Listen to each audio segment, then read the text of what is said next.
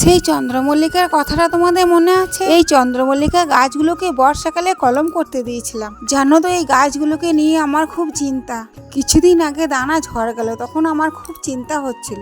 ভেবেছিলাম যে গাছগুলো হয়তো ঝড়ে নষ্ট হয়ে যাবে, কিন্তু না, প্রকৃতি মাতার কি নিয়ম দেখো, কোনো গাছই নষ্ট হতে দেয়নি।